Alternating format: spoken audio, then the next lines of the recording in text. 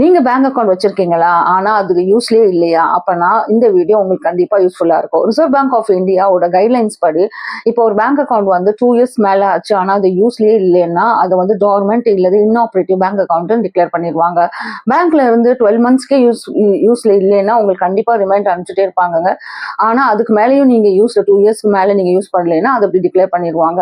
அப்போ வந்து நீங்க வந்து அதுல எந்த டிரான்சாக்ஷன்ஸும் பண்ண முடியாது. பைசா வித்ட்ரா பண்ணணும், இல்லை ஏடிஎம் யூசேஜ், இல்லது டெபிட் கார்டு, ஏன் நான் ஃபினான்ஷியல் யூசேஜ் கூட நீங்க பண்ண முடியாது. Like address change, name change. இப்போ இந்த பேங்க் அக்கவுண்ட் வந்து மோர் தென் 10 இயர்ஸா யூசேஜ்ல இல்லைன்னா அப்ப இந்த ஃபண்ட்ஸ்லாம் வந்து டிரான்ஸ்ஃபர் பண்ணிடுவாங்க. எங்கன்னா எஸ்பிஐஸ் டெபாசிட்டர் எஜுகேஷன் அண்ட் அவேர்னஸ் ஃபண்டுக்கு. அப்படி பார்த்தா மார்ச் 2024 ரிப்போர்ட் என்ன சொல்லுதுன்னா, இந்த ஃபண்ட்ல வந்து இந்த அக்கவுண்ட்ல வந்து 52,173 crore rupees கிடக்கு அப்படின்னு சொல்லுது. இப்போ இது வந்து இந்த bank account savings bank account மட்டும் இல்லைங்க, இது வந்து ஃபிக்ஸ்ட் டெபாசிட் கூட அப்படிதான். ஃபிக்ஸ்ட் டெபாசிட் நீங்க கிளைம் பண்ணலீங்கன்னா இந்த அக்கௌண்ட்க்கு வந்து இந்த ஃபண்ட்ஸ்லாம் ட்ரான்ஸ்ஃபர் பண்ணிடுவாங்க.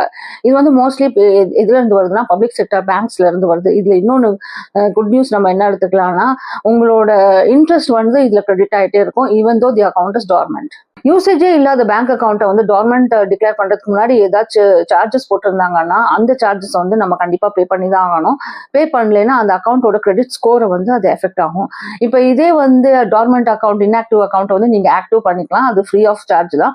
என்ன கேஒய்சி டாக்குமெண்ட் சப்மிட் பண்ணணும். அதே நேரத்தில் பேங்க்குக்கு ஒரு லெட்டர் அனுப்பணும். இப்போ இதே இது வந்து ஜாயிண்ட் அக்கௌண்டா இருந்துச்சுன்னா அந்த அக்கௌண்ட்ல உள்ள எல்லா மெம்பர்ஸும் வந்து அதை அப்ரூவ் பண்ணணும்.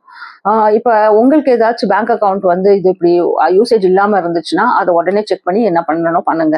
இந்த மாதிரி சின்ன சின்ன தகவலுக்கு என்னோட சேனலை சப்ஸ்கிரைப் பண்ணிக்கோங்க.